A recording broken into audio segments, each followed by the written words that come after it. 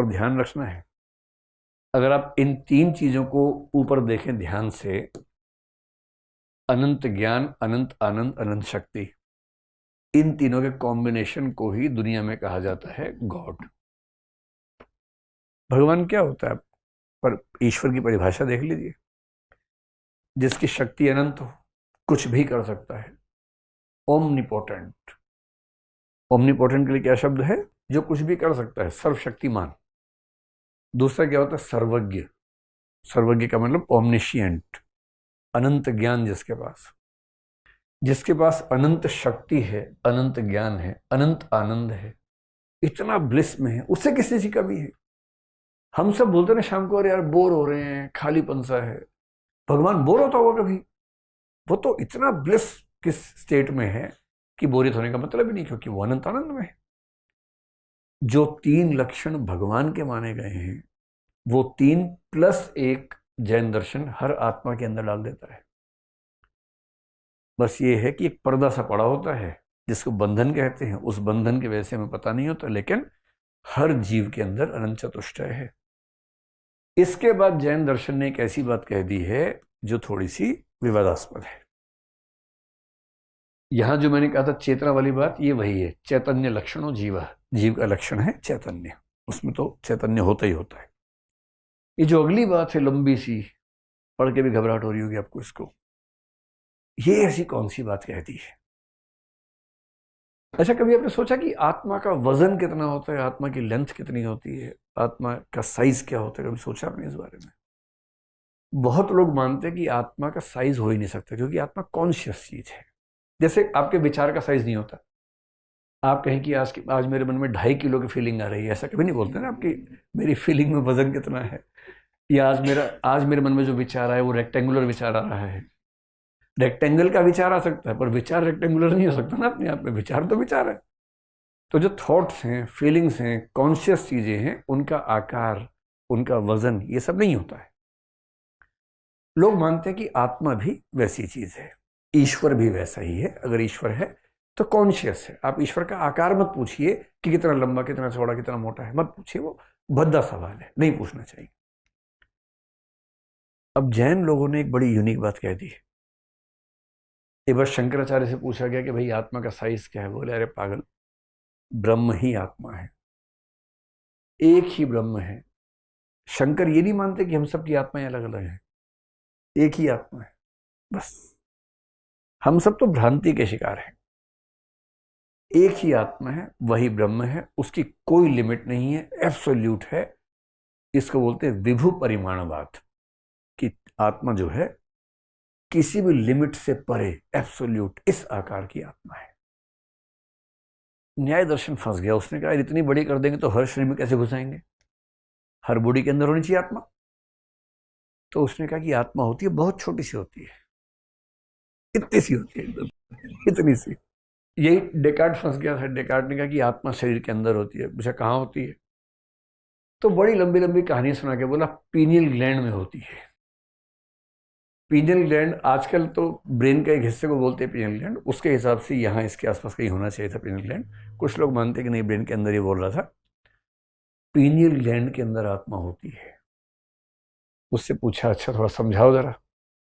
शरीर और आत्मा के बीच का लिंक एस्टेब्लिश करने के लिए पीनियल ग्लैंड होता है। लोगों ने अच्छा ये बताओ, शरीर एकदम भौतिक है, आत्मा एकदम अभौतिक है, इनके बीच में कैसे कम्युनिकेशन हो रहा है? जैसे मैं यूं कहूं कि एक ही इलेक्ट्रिक स्टैंड है, यहां एक विचार खड़ा हुआ है, एक विचार और इस लकड़ी की मेज में कैसे बातचीत होगी?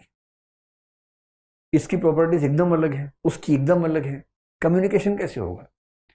तो उसने बड़ा सोच के बोला, छक्का मारा उसने नोबल पे, कहा कि एक पीनियल ग्रंथि होती है, पीनियल ग्लैंड होता है, स्प्रिंग जैसा होता है, बॉडी में कुछ होता है तो इसकी मूवमेंट होती है, इसकी मूवमेंट से उधर पता लग जाता है। आत्मा में कुछ होता है तो ये मूव करती है, उससे बॉडी को पता लग जाता है। लोगों ने कहा वाह डेकार्ट, वाह क्या बताया है, कमाल ही कर दिया। बस एक बात और बता दो कि ये जो पीनियल ग्लैंड है, ये भौतिक है कि चेतन है? और बात आ गई ग्राउंड जीरो पे, क्योंकि इसका कोई जवाब नहीं है। अगर ये भौतिक है तो समस्या वहीं की वहीं है। चेतन है तो भी समस्या वहीं की वहीं है, कनेक्शन कैसे होगा? इन चीजों से बचने के लिए न्याय दर्शन ने बड़ी सुंदर बात कही कि आत्मा होती है बहुत छोटी सी होती है। तो लोगों ने कहा फिर ये बताओ कि हाथ में चोट होती है तो फीलिंग कैसे आती है? बोले जैसे दीपक छोटा सा होता है पर प्रकाश हर जगह फैल जाता है, ठीक वैसे ही आत्मा छोटी सी होती है किंतु उससे चेतना पूरे शरीर में व्याप्त हो जाती है।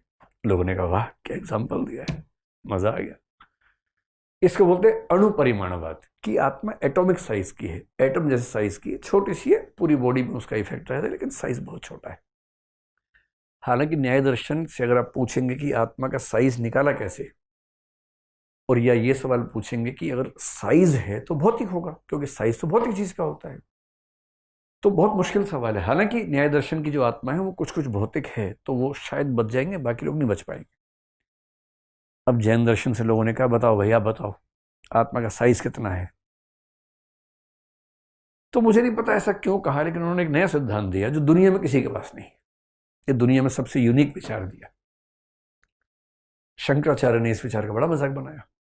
क्या विचार दिया? उन्होंने कहा कि आत्मा का जो आकार है वो शरीर के आकार के बराबर होता है।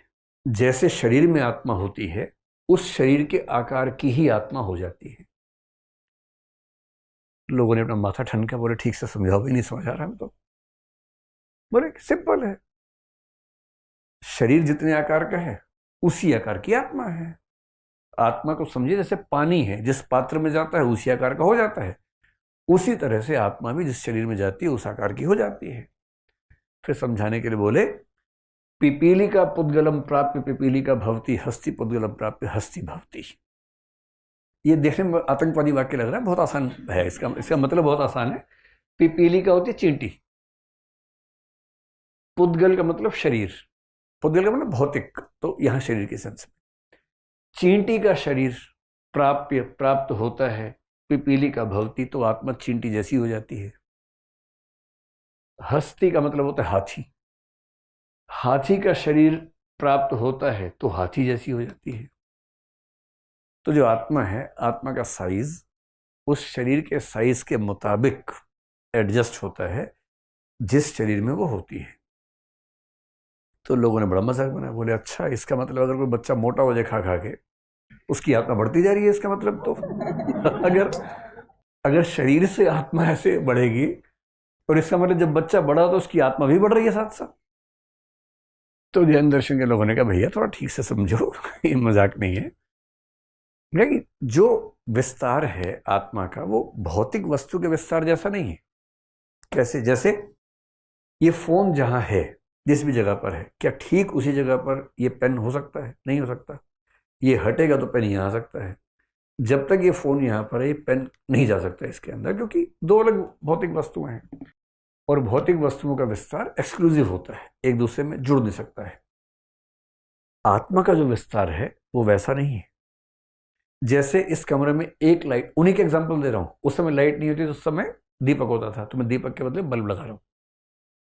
इस कमरे में एक लाइट हमने ऑन की मान लीजिए, तो वो लाइट एक जगह तक रहेगी, पूरे में फैल जाएगी, पूरे में फैलेगी। फिर आपने पीछे की साइड में एक लाइट और ऑन कर दी। अब इन दोनों लाइट्स का प्रकाश एक्सक्लूसिव है या मर्ज हो गया आपस में? मर्ज हो गया। ठीक वैसे ही आत्मा का जो विस्तार है वो आपस में मर्ज होने वाला है। वो भौतिक विस्तार की तरह नहीं है, एक्सक्लूसिव नहीं है। और इसका मतलब थ्योरेटिकली उन्होंने कहा कि एक शरीर में एक से ज्यादा आत्माएं भी साथ साथ हो सकती हैं। हालांकि ऐसा होता नहीं है, पर दो आत्माओं का एक जगह पर होना, इसमें कोई कॉन्ट्राडिक्शन नहीं है, क्योंकि उनका विस्तार भौतिक वस्तु के विस्तार जैसा ना होकर के अमूर्त वस्तु के विस्तार जैसा है, चेतन वस्तु के विस्तार जैसा है। इस सिद्धांत को कि शरीर के अनुसार उसका आकार बनता है, इसको भारत में बोलते हैं मध्यम परिमाणवाद, जो कि शंकराचार्य के विभु परिमाणवाद और न्याय दर्शन के अणु परिमाणवाद के बीच की स्थिति है। न्याय क्या बोल रहा है? छोटी सी आत्मा होती है। शंकर क्या बोल रहे हैं? पूरे ब्रह्मांड को एक आत्मा, मतलब वो स्पेस में नहीं कहना चाह रही कि उसको हम समझें, लेकिन अगर समझें तो एब्सोल्यूट है, कोई लिमिट नहीं है उस आकार की। ये क्या बोल रहे हैं? शरीर के आकार के अनुसार आत्मा होती है, और इसीलिए हाथ में भी चोट लगे तो फील होता है, पैर में लगे तो फील होता है। इसका मतलब आत्मा पूरे शरीर के साथ संपर्क में रहती है। और इसी विचार को उन्होंने मध्यम परिमाणवाद कहकर अपनी बात कन्वे की। जो आत्माएं हैं दो तरह की हैं, एक है बद्ध जो हम सब हैं, मुक्त का मतलब जिनको मोक्ष मिल गया, जो मोक्ष मिल के पार हो गए। जैसे तीर्थंकर हैं, आपने सुना होगा कि जैन दर्शन में 24 तीर्थंकर माने जाते हैं। उनके काल की धारणा में बहुत सारे कालखंड हैं, उनमें से एक जो काल होता है उसमें दो हिस्से होते हैं, एक उत्सर्पिणी एक अवसर्पिणी। तो अभी एक अवसर्पिणी चल रही है। एक अवसर्पिणी में या उत्सर्पिणी का मतलब आरोहण का काल, आगे बढ़ने का काल। अवसर्पिणी मतलब पीछे जाने का काल। तो अभी हम अवसर्पिणी में हैं और इसमें 24 तीर्थंकर होते हैं। एक अवसर्पिणी में 24 हो चुके हैं, जिसको हम कलयुग कहते हैं। कुछ कुछ उस तरह का भाव समझिए कि एक पतन का काल है। जब ये काल खत्म होगा, नई सीरीज शुरू होगी उत्सर्पिणी की, फिर 24 तीर्थंकर आएंगे लंबे लंबे समय के गैप के बाद। इस तरह से वो समझते हैं। वो तीर्थंकर क्या है? मुक्त जीव है। सारे मुक्त जीव तीर्थंकर नहीं होते, पर तीर्थंकर सारे मुक्त होते हैं। इसको मोक्ष में समझेंगे। जो अगर मैं कहूं कि ये जीव है, और जीव दो प्रकार के हैं, एक हैं बद्ध यानी बंधे हुए, हम सब जैसे हैं। बंधे हुए मतलब जो इस दुनिया में जी रहे हैं, संसार में फंसे हुए हैं, जिनकी इच्छाएं हैं, सपने हैं, जिनके मन में आता है काश मेरे पास ये भी हो, काश मेरे पास वो भी हो, काश बढ़िया सा फोन हो, काश बढ़िया सा बॉयफ्रेंड गर्लफ्रेंड हो। ये सब मन में जिनके भाव आते हैं वो सब बद्ध जीव हैं, बंधे हुए जीव हैं। मुक्त का मतलब पार हो गए हैं इन सबसे। जो बद्ध हैं वो दो प्रकार के हैं। क्या लाइफ साइंसेस पे उनकी कमांड है। एक है स्थावर, एक है त्रस। स्थावर का मतलब होता है स्टैटिक, त्रस का मतलब मोबाइल। मोबाइल मतलब मोबाइल फोन नहीं, जो चलते फिरते हैं, जिनमें मूवमेंट है, मोबाइल। वो कहते हैं जो स्थावर जीव हैं उनमें सिर्फ एक सेंस होती है। हमारे अंदर कितनी सेंस होती है? 5 सेंसेस। इन लोगों ने कितनी गहरी स्टडी की।